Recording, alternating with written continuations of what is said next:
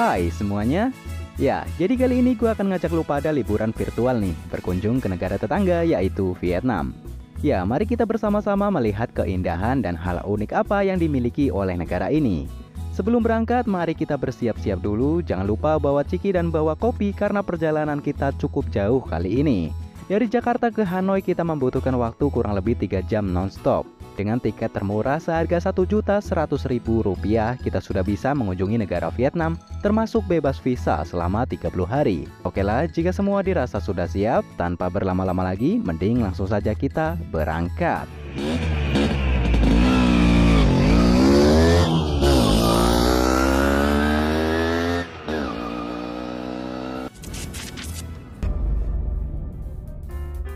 Jika kamu tiba di Vietnam, hal yang pertama kali kamu sadari adalah begitu banyak kendaraan sepeda motor di setiap sudut kota. Karena memang kendaraan sepeda motor merupakan alat transportasi paling umum yang digunakan di negara ini. Bahkan 60% dari 97,3 juta penduduk Vietnam sudah memiliki kendaraan sepeda motor. Dan hanya 20%-nya saja yang memiliki kendaraan mobil. Tak heran jika negara ini sampai mendapat julukan sebagai kerajaannya sepeda motor. Kira-kira klakson di sana seberisik di India nggak ya? Nah, sebelum lanjut membahas dan mengunjungi sisi terang Vietnam, alangkah baiknya jika kita mengunjungi sisi gelapnya terlebih dahulu sebagai pemanasan.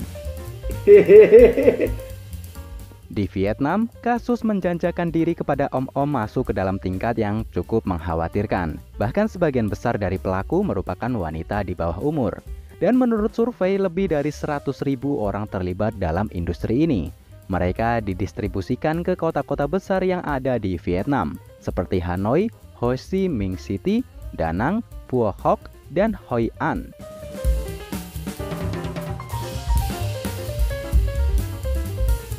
Target utama mereka biasanya adalah orang-orang asing yang berkunjung ke kota untuk berlibur. Dan tak jarang juga mereka juga menawarkan jasanya kepada warga lokal yang berduit pastinya.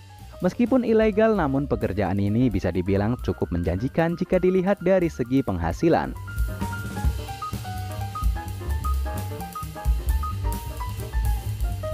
Bahkan mereka bisa meraup keuntungan 2 kali lipat daripada UMR di Jakarta per malamnya.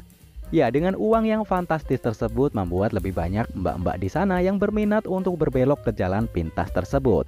Dan mirisnya nggak hanya mbak-mbak, terkadang dede-dede gemes seusia SMA juga ikut turun ke jalan. Alasan utama mereka ya tentu adalah uang dan perasaan bahagia.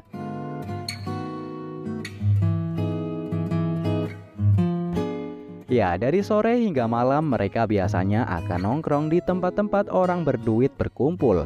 Kemudian mereka akan mulai mendekati target.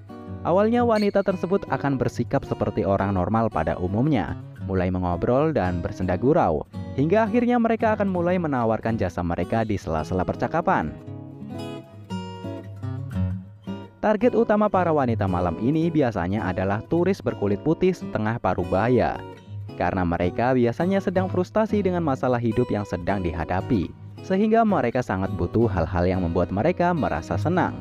Nah, tentu saja hal ini memudahkan para wanita malam untuk menawarkan jasa mereka. Tak heran jika Vietnam menjadi opsi favorit wisata bagi orang-orang Eropa. Bahkan setiap tahunnya peningkatan turis di Vietnam terus meningkat hingga 18%. Ironisnya, sebagian besar wanita tersebut ternyata memiliki 2 kehidupan. Di satu sisi mereka hidup seperti wanita pada umumnya, di mana mereka memiliki keluarga, teman, dan bahkan pacar. Namun di sisi lain mereka bekerja sebagai wanita penghibur, melayani om-om di setiap malam. Dan hebatnya, beberapa dari mereka mampu menyembunyikan sisi gelap tersebut dari kehidupan sehari-harinya. Ya, parasnya yang cantik, imut, lugu, dan polos tentu mampu menghipnotis semua orang. Namun percayalah, sebahagia apapun dan seenak apapun, itu hanya sementara dan rasa penyesalan dan azab itu selamanya. So, jangan pernah terpancing untuk masuk ke dalam dunia seperti ini ya mbak-mbak cantik. Tapi kalau dibawa pulang satu untuk dinikahin boleh kali ya.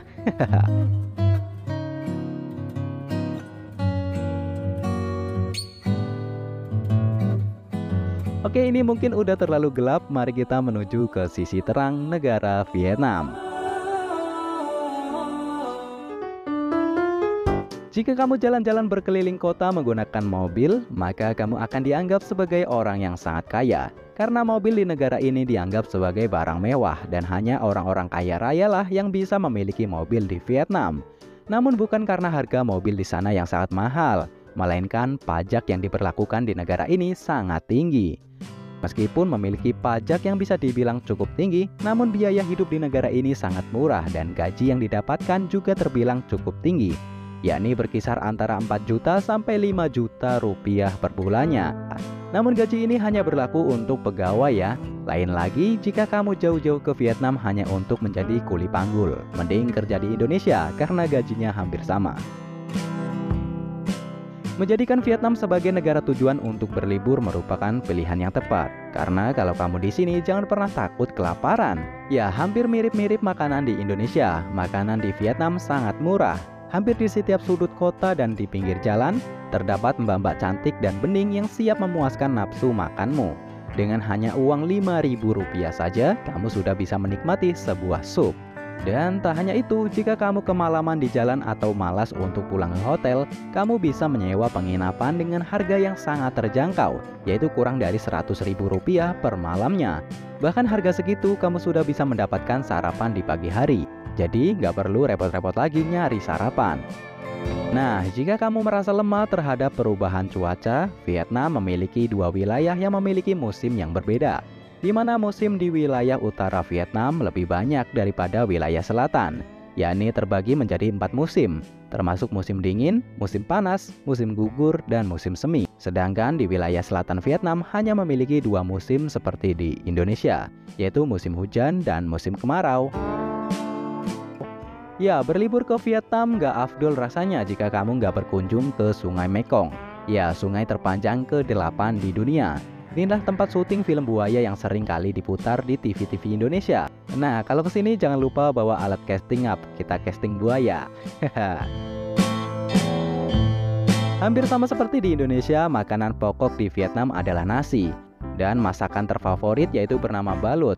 Balut merupakan telur yang sudah menjadi embrio atau sudah berbentuk bayi ayam atau itik. Ya, telur tersebut direbus dengan bumbu khusus dan kemudian disajikan bersama dengan nasi hangat. Gimana? Apakah kamu tertarik untuk mencoba? Gak hanya bayi ayam dan itik, memakan teman yang katanya pinjem dulu 100 nanti dibalikin tapi nyatanya nggak dibalikin juga sudah menjadi hal yang biasa di negara ini. Ya, mengonsumsi anjing sudah menjadi hal yang biasa di Vietnam. Bahkan menjadi makanan favorit bagi orang non-muslim di Vietnam. Dan dalam 1 tahun, mereka bisa menghabiskan sebanyak 5 juta ekor anjing. Tak sampai di situ, kegeragasan mereka juga menyasar sampai ke tikus sawah. Bagi tikus-tikus sawah yang gino-gino dan gemoy, jangan harap deh bisa hidup tenang di negara ini. Karena di sini para warga biasanya menangkap tikus di sawah untuk dijadikan tikus panggang. Mereka mau nggak ya tikus-tikus kantor di Indonesia? Gak hanya tikus, musuh bebuyutan tikus pun juga ikut masuk ke dalam daftar makanan keseharian warga Vietnam. Ya, sup ular dan ular panggang sudah menjadi menu wajib jika mereka sedang berada di kebun. Ya, nggak heran sih kalau hasil panen mereka melimpah, karena mungkin inilah yang menjadi penyebab hama di sawah mereka berkurang drastis. Tenang, jika kamu ingin makanan yang sedikit normal, kamu bisa mencicipi sup khas Vietnam. Sup ini terdiri dari mie bihun, kaldu sapi, daging, dan berbagai topping sayuran. Sebagai penghasil kopi terbesar kedua di dunia, gak heran jika sebagian besar warga Vietnam merupakan penikmat kopi. Bahkan hampir di setiap pinggir jalan tersedia warung kopi. Nah, untuk para ngabers nih, kapan atuh sokin ke Vietnam? Vietnam biasa disebut dengan negara muda. Hal ini karena hampir 50% penduduknya berusia di bawah 25 tahun dan termasuk dalam usia super produktif. Gak heran jika dari tahun ke tahun kemajuan negara ini terbilang cukup pesat. Jika kamu sangat ramah dan ingin berkenalan dengan setiap orang yang kamu jumpai di Vietnam, jangan terkejut jika nama mereka hampir sama semua. Ya, Nguyen merupakan nama pasaran di negara ini. Bahkan hampir sebagian besar nama Nguyen selalu ada di nama lengkap mereka. Jadi jangan pernah kamu memanggil nama Nguyen di keramaian jika tidak ingin semua orang menatapmu. Pakaian khas Vietnam disebut dengan Áo Dai. Baju ini kini makin termasyur karena sangat menarik perhatian. Aodai dipakai para perempuan di banyak event, sedangkan para pria memakainya pada acara khusus seperti pemakaman dan pernikahan. Meskipun Aodai termasuk pakaian tradisional, namun baju ini tetap terlihat cocok meskipun dipakai di zaman modern seperti sekarang ini. Baju ini sangat pantas dikenakan oleh wanita Vietnam karena terlihat sopan, unik, dan anggun. Baju dengan model ketat ini sendiri berbahan kain sutra dan umum dikenakan bersama pantalon. Tak hanya indah dan anggun, baju Aodai juga memiliki makna yang sangat mendalam dan memiliki filosofinya tersendiri.